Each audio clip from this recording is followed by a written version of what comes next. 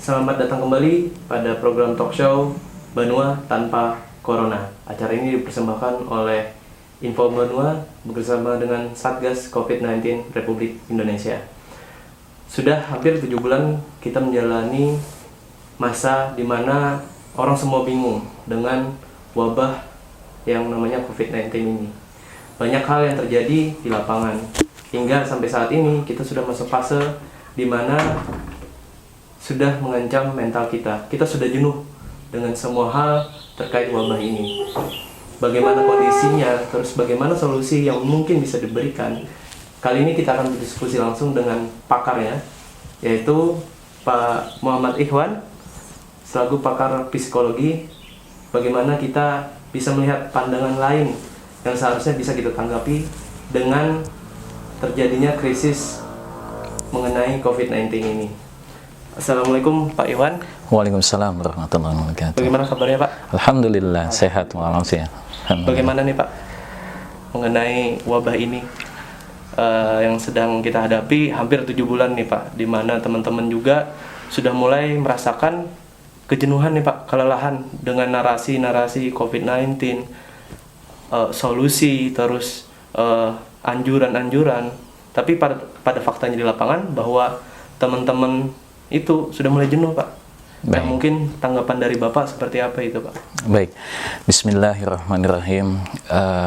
Kita sebagai manusia tentunya mempunyai agama, dan juga sebagai umat Islam pastinya kita punya keyakinan atas apa yang dikehendaki oleh Allah Subhanahu wa Ta'ala. Yang pertama yang mesti ada di dalam mindsetnya kita adalah sabar dulu. Kita mempunyai keutamaan dalam hati kita adalah adanya kesabaran, dan yang kedua adalah ikhlas. Kita mesti ikhlas dulu, dan tentu tidak mudah yang bahasa ikhlas ini ya. Fenomena di sosial kita banyak juga yang mengeluh, namun dengan bahasa sabar dan ikhlas ini maka menjadi kekuatan di dalam psikologinya kita ya.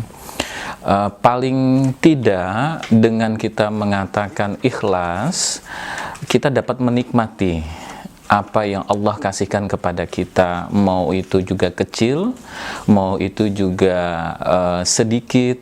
Namun dengan kata ikhlas itu tadi akan menjadi makna, jadi enak kayaknya begitu ya. Kondisi wabah COVID ya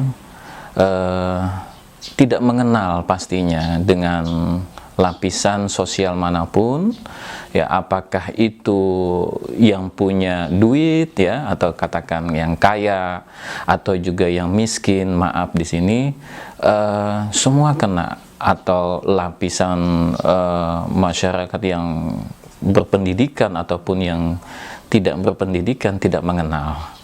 Oleh sebab itu, dengan keyakinan kita, dengan ketetapan Allah itu tadi, ayo kita sama-sama muhasabah. Kenapa musibah ini ada, dan pastinya itu baik buat kita ya. Dan jangan sampai nanti kita berputus asa dengan rahmatnya Allah.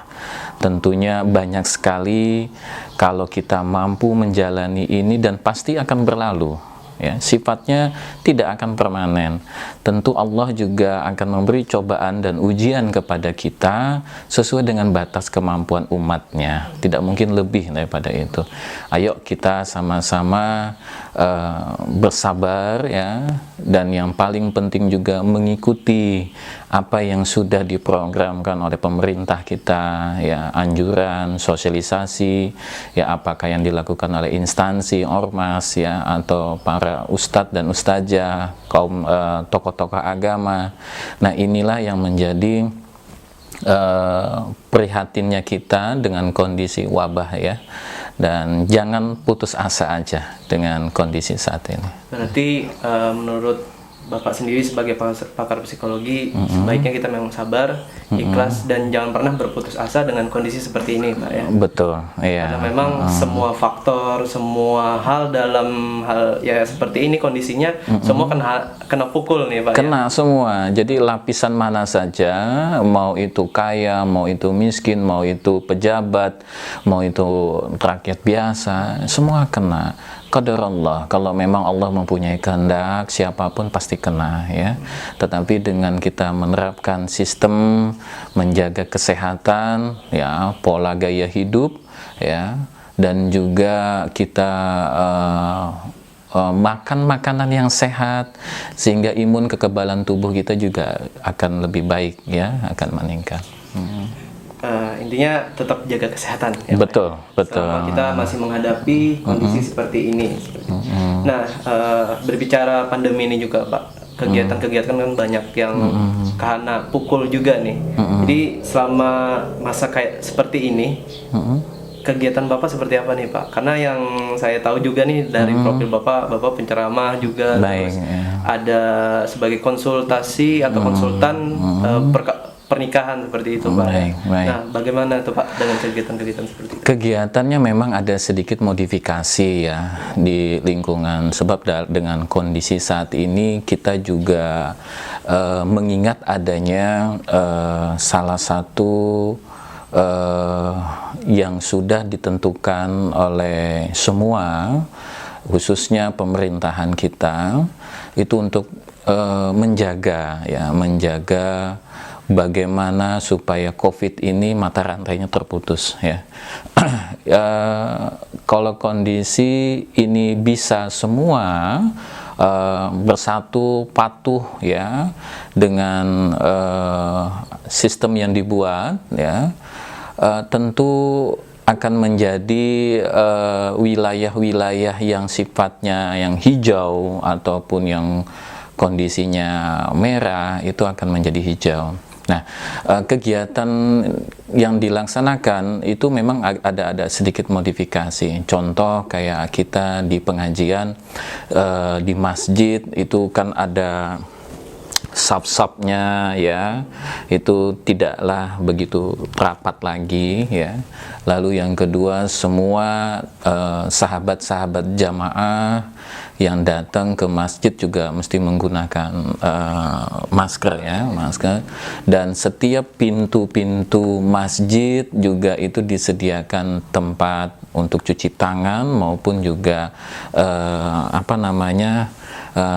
hand sanitizer ya. Nah, itu juga digunakan, dan alhamdulillah itu berjalan dengan sesuai dengan program teman-teman takmir ataupun juga disosialisasikan. Nah, kalau ada konsulan dalam sifatnya, apakah itu kasusnya rumah tangga atau tumbuh kembang anak dan kasus-kasus psikologi yang lainnya, itu bisa by phone, bisa juga video call, bisa lewat WhatsApp ya, dan ada kadang-kadang juga memang butuh datang ke tempat ya. Jadi dilayani dengan menetapkan tetap protokol kesehatan yang baik begitu. Berarti setiap kegiatan yang Bapak jalani sekarang udah dimodifikasi nih, Pak ya, untuk menghadapi situasi seperti ini gitu. Betul. Jadi memang sistem digitalisasi membantu kita untuk menangani hal tersebut. Betul. Menariknya ini, Pak, Bapak adalah salah satu konsultasi pernikahan nih. Baik. Untuk teman-teman yang lain gitu yang mau menanggapi kondisi juga di lapangan. Ada beberapa hal yang menarik di beberapa daerah terjadi nih, Pak. Contoh seperti di Jawa Barat, angka perceraian tinggi, gitu kan, dengan kondisi yang seperti ini. Tapi di kita nih, saya sendiri merasakan di Kalimantan Selatan, justru malah beberapa teman-teman saya mencoba mengambil kesempatan ini gitu untuk melangsungkan niat yang baik gitu kan, melakukan pernikahan gitu. Nah, bagaimana tuh, Pak, tanggapan dengan peristiwa yang seperti itu, Pak? Baik, jadi sebetulnya bagi laki-laki ya, kita sebagai imam, calon imam yang katakan yang belum menikah, itu ada kewajiban Dan ada salah satu hadis Nabi Muhammad SAW yang menyampaikan fahuwa fi zimmatillah, kata Nabi dalam hal ini siapapun yang datang laki-laki menuju masjidnya Allah, menunaikan salat subuh berjamaah tepat waktu, maka di situ janjinya Allah akan dia dapatkan. Salah satunya janjinya Allah adalah dia akan dipenuhi semua kebutuhannya dia, hal-hal yang kecil.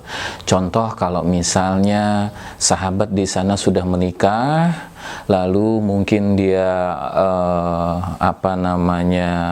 ada perceraian dengan kasus-kasus tertentu. Saat ini kan fenomenanya kita adalah tentang ekonomi, ya, sehingga rumah tangga menjadi ada perpecahan. Memang tujuan dari syaitan adalah untuk memisahkan. Tujuan utama syaitan adalah memisahkan pasangan suami istri. Nah, kondisi COVID, wabah yang seperti ini menjadi kesempatan, ya, bisikan syaitan untuk menghasut rumah tangga itu tadi. Nah, seandainya ya kita semua kaum muslimin, ya sahabat semua yang sudah berumah tangga ataupun yang belum, ayo kita datangin masjid. Janjinya Allah tidak akan pernah dusta. Allah selalu menepati janjinya. Dengan bahasa lain, bila mana kita datang melaksanakan sholat subuh berjamaah, ini sholat subuh saja yang Allah janjikan, apalagi dengan sholat yang lainnya yang dijanjikan Allah. Salah satu mungkin sunnahnya Nabi adalah sholat duha, ya, lalu juga ada sholat qiyamul lail, sholat tahajud, dan seterusnya. Nah, ini saja sudah dijanjikan oleh Allah, mudah. Untuk kebutuhannya dicukupkan oleh Allah, subhanallah, mudah bagi kita, ya. Dan kesempatan dengan wabah begini, kalau kita mengambil hikmahnya adalah Allah sebetulnya, kalau dalam bahasa Arabnya adalah ta'awun, ya. Artinya wabah yang menyebar cukup luas, ya. Nah, Allah ingin memanggil kita sebagai umat Islam untuk lebih mendekat kepada Allah. Mendekat, bayangkan begini, bila mana seseorang dikenakan musibah, kalau penyakit, wabah yang seperti ini anggap musibah, ya, musibah, bisa juga azab, ya, yang dikasihkan oleh Allah, itu sebetulnya adalah asalnya dari manusia juga. Oleh sebab itu, ayo mari kita sholat taubat, lebih mendekatkan diri kepada Allah Subhanahu wa Ta'ala, mengingatkan semua anggota keluarga kita selalu zikir dan berterima kasih, bersyukur apa yang Allah kasihkan kepada kita, sehingga rumah tangga kita jadi tenang, menjadi lebih enak. Ada sesuatu hal kecil yang sifatnya masalah ekonomi, dengan kita melaksanakan perintah Allah, ya, menjalankan sunnah-sunnahnya Nabi tadi, insya Allah apa yang dibutuhkan oleh kita, Allah akan kabulkan. Allah itu maha penyayang, Allah maha mengabulkan semua apa yang kita inginkan. Jadi mustahil dengan hambanya yang meminta di tengah malam atau nanti di siang, di subuh, ya, Allah pasti kabulkan. Nah, sehingga yang namanya tadinya ada perceraian, dalam hukum syar'inya, perceraian itu memang ada babnya, ya, ada musababnya juga, tentu dengan alasan-alasan yang memang dibenarkan, ya. Ada hukum-hukumnya yang mengatur itu. Kalau memang terjadi di Bandung, ada perceraian juga. Kalau memang ada pemuda yang mau melaksanakan niat untuk menikah, disegerakan, insya Allah. Ya, memang begitu mestinya. Dalam Islam tidak ada hubungan pacaran, ya, pacaran itu tidak ada. Yang ada adalah kita melakukan ta'aruf, ya, ta'aruf dengan pasangan, itu pun juga melalui dengan walinya, ya. Jadi tidak ada yang sifatnya mana. Kasihan kalau seandainya nanti sudah lama berhubungan tapi tidak kunjung menikah. Nah, ini kasihan sekali, ya. Nauzubillah, ya. Baik. Dari sudut pandang Bapak juga nih, kita menanggapi situasi yang seperti ini nih Pak, ya. Banyak informasi-informasi yang beredar luas, yang mungkin belum tentu kebenarannya itu, Pak. Jadi memang fase ini kita memang dijenuhkan dengan hal-hal yang seperti itu, Pak. Narasi-narasi yang tidak seharusnya itu dipublikasikan. Nah, mungkin dari sudut pandang Bapak nih, kita sebagai masyarakat dan juga nih untuk pemerintah, bagaimana sih untuk kita bisa menanggapi situasi yang seperti ini itu, Pak. Jadi peranan kita sebagai masyarakat itu seperti apa, dan memang baiknya pemerintah itu seperti apa gitu, Pak, untuk mengatasi krisis seperti ini gitu, Pak. Ya, yang pertama, kita jangan berpangku tangan dengan pemerintah, ya. Tetapi apa yang kita mesti kasihkan buat pemerintah? Dukungan apa yang mesti kita kasih kepada pemerintah? Pemerintah sudah menjalankan tugas dan kewajibannya, kita mematuhi, lalu kembali kepada kita, sehingga apa-apa yang sudah disampaikan oleh pihak pemerintah dalam hal ini kita dukung. Nah, selebihnya bagaimana dengan kondisi keuangan kita, keluarga kita, ya, lingkungannya kita, itu menjadi tanggung jawab kita. Tidak mungkin pemerintah bisa mengawasi 1 kali 24 jam, ya, untuk melihat, oh ini rakyatnya begini, masyarakatnya seperti ini. Nah, sedangkan di provinsi, kabupaten, kota, ya, itu sudah ada pemimpin-pemimpinnya, ya, dan lapisan-lapisan masyarakat inilah yang mesti proaktif, ya, proaktif mendukung kegiatan-kegiatan pemerintah kita. Nah, bagaimana menenangkan psikologi kita, kejiwaan kita? Yang pertama adalah, ayo kita jangan sampai lalai dengan agama, ya, dan selalu bersyukur, ya. Tidak ada yang kebetulan. Allah tetapkan ini dalam kondisi seperti ini, pastinya ada kebaikan buat kita. Kalau toh nantinya ada juga terjangkit, ya, penyakit ini, COVID-19 ini, tentu ada hikmahnya di balik itu semua, ya. Yang pertama, Allah pasti akan menginginkan bahwa si pasien ini, katakan si pasien ini dia terkena COVID-19, yang pertama Allah menginginkan bahwa dia ini akan dibersihkan oleh Allah dosa-dosanya di dunia. Tentu kita menginginkan sepeninggalnya kita meninggal dunia nanti, kita tidak menginginkan membawa dosa yang terlalu banyak, ya. Nah, maka dengan dititipkan penyakit itu, lalu si fulan ini tadi sabar dengan menerima kondisi sakitnya tadi, sambil dia ikhtiar dengan pengobatannya, dan ini menjadi salah satu pahala buat dia. Allah juga mengangkat derajat seseorang bila mana ditimpa musibah atau penyakit, dia ikhlas dalam menerima kondisi itu, juga Allah meninggikan derajatnya. Pahalanya luar biasa, ya, bagi orang-orang yang beriman, bagi yang mau sabar dan ikhlas karena Allah, begitu. Dan di sisi lain, saya mengingat salah satu hadis Nabi Muhammad SAW. Nabi Muhammad menyampaikan, jika kalian, ya, mendengar satu wabah, ya, atau penyakit di satu negeri, ya, atau di satu negara, ya, di sini dia mendengar ini ada satu wabah, satu penyakit, lalu kata Nabi Muhammad SAW, beliau sampaikan, janganlah kalian ataupun masyarakat, ya, atau rakyat untuk memasuki, ya, atau datang ke sana, katakan berkunjung, ya, berkunjung kepada satu negara yang terkena wabah itu tadi, ya. Nabi sampaikan. Lalu bukan hanya sampai situ, lalu Nabi tambahkan lagi, bila mana wabah itu ada di dalam satu negara kita atau negeri itu, ya, maka kalian jangan kemana-mana. Atau mungkin bahasa kata lainnya itu karantina.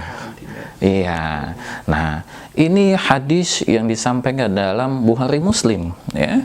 Jadi Nabi sudah jauh-jauh yang lalu sudah mengingatkan kita bahwa dulu itu sudah ada wabah, ya.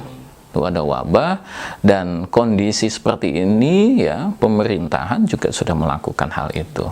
Semoga semua rakyat juga dengan bantuan-bantuan yang disampaikan oleh pemerintahan Bapak Jokowi sebagai presiden dan Bapak Maruf Amin sebagai wakil presiden kita, dengan jajaran pemerintahannya, para menterinya, ya, didukung dengan semua tokoh-tokoh politik, ya, tokoh-tokoh partainya ada, ya, lapisan tokoh-tokoh agama, ya, organisasi Islam, ya, Muhammadiyah, Nahdlatul Ulama, ya, dan lain-lainnya, itu juga mampu bersatu, ya, untuk sama-sama bagaimana untuk menyelesaikan wabah COVID ini, tentu dengan berpulang kepada Allah Subhanahu wa Ta'ala, ya, dan mudah-mudahan kita sama-sama mampu menjalani ini,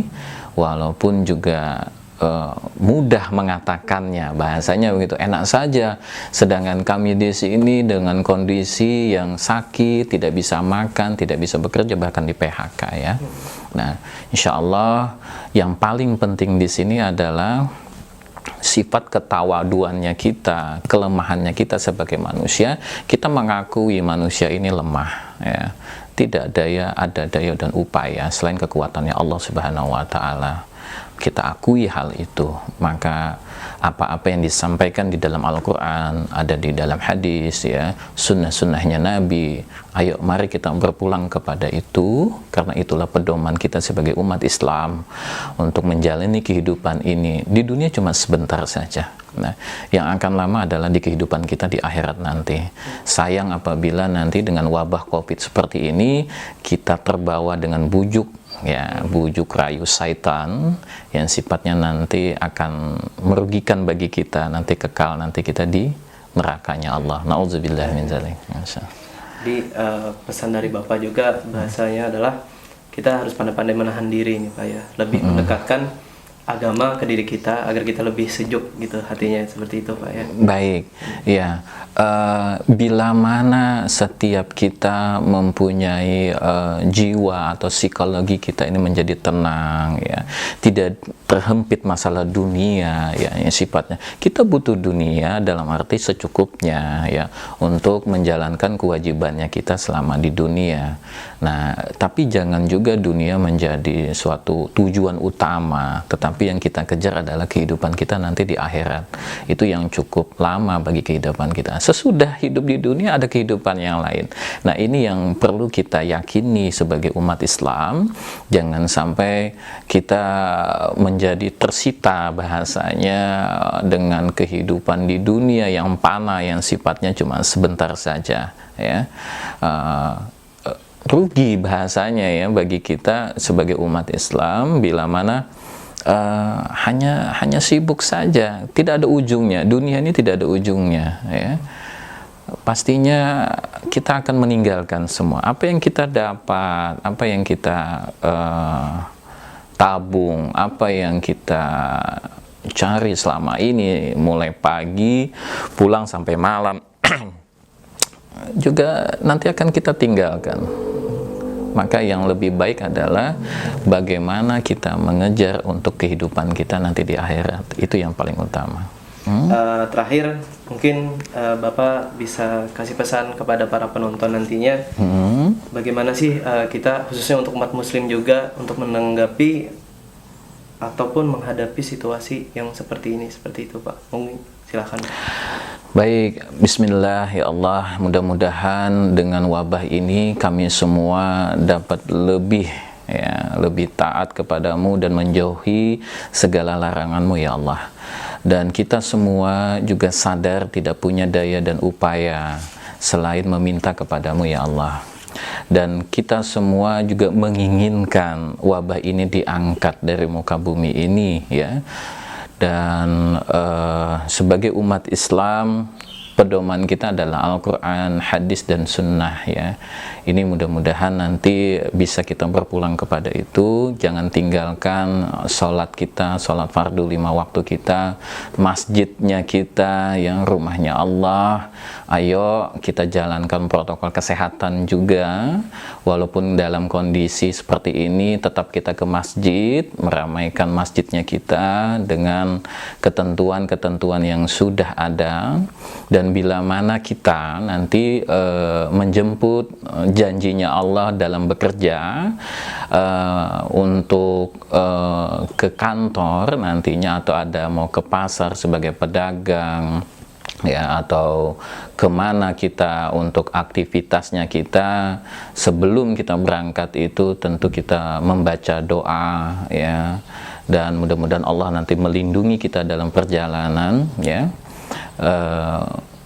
Membawa apa namanya, hand sanitizer ya, untuk di saku ataupun nanti di dalam tas. Tidak lupa juga kita membawa masker juga ya, tidak bersalaman ya, menjaga hubungan kerumunan, jangan terlalu dekat ya, atau jaga jarak lah ya, untuk jangan sampai bersentuhan yang sifatnya melebihi yang sudah ditentukan oleh pemerintahan kapasitasnya. Lalu nanti kalau sudah pulang juga mungkin jangan langsung memegang sesuatu hal ya, dan langsung pakaian itu dipisahkan, langsung ditempatkan terpisah, cuci tangan, mandi ya, dan lebih baik juga di depan rumahnya kita disediakan sabun, ada tempat cuci tangan. Alangkah itu elok ya, lebih baiknya lagi begitu insya Allah. Dan yang paling penting juga, kita mesti bersyukur dengan apa yang saat ini, sekecil apapun kita mesti menghargain. Apakah itu penghasilan atau rezeki Allah yang manapun ya, tentu dengan rezeki Allah yang pertama kita syukuri adalah sehat, dan yang kedua pastinya juga adalah tentang nikmat iman ya, yang masih saat ini ada di hati kita sebagai orang muslim, sebagai orang yang beragama Islam. Banyak sekali kalau kita hitung-hitungan, dengan dibandingkan dengan kondisi saat ini, mungkin tidak sebanding dengan Allah memberi nikmat kepada kita ya. Ini yang menjadi kekuatan kita kalau kita mengingat muhasabah kepada diri kita. Ya Allah, terima kasih anak-anak sehat ya, lalu istri sehat ya, kita sendiri sehat juga ya, mampu makan ya, dan ini akan menjadi kekuatan di dalam batin kita supaya kita juga banyak mengeluh ya. Kalau kita juga banyak mengeluh, tidak baik juga buat kesehatan kita. Imun kekebalan tubuh kita bagi siapa yang cepat stres ya, suka marah ya, itu akan semakin menurun. Ada beberapa sel menurut kesehatan itu bila seseorang mengalami stres tinggi atau mungkin marah ya, itu akan putus saraf-sarafnya dia. Kasihan ya gitu. Imunnya juga akan semakin menurun, imun kekebalan tubuhnya. Ini jangan sampai seperti itu, maka lebih banyaklah kita mensyukuri apa yang ditetapkan oleh Allah buat kita. Insya Allah itu baik. Nah, untuk pemirsa yang menonton acara ini juga nantinya, kita harus pandai-pandai menahan diri terhadap situasi yang seperti ini. Dipastikan insya Allah tahun depan, awal tahun 2021 kita sudah bisa menerima secara berangsur nih Pak, dari pemerintah juga dalam program vaksinasinya. Pemerintah sedang berusaha juga secepatnya untuk bisa menanggulangi situasi seperti ini. Maka dari itu, untuk kita, peranan kita sebagai masyarakat agar ikut membantu juga pemerintah dalam menanggulangi situasi seperti ini juga. Jadi jangan menganggap hal ini menjadi sesuatu hal yang negatif, dan jangan sampai itu stres, karena itu akan berdampak Pak ya, terhadap kesehatan kita juga seperti itu. Nah, sebelum menutup acara ini, mari kita ingat pesan Ibu, selalu gunakan masker ketika di luar rumah.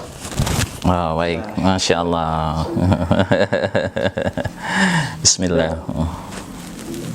Dan tetap jaga kesehatan selama kalian beraktivitas.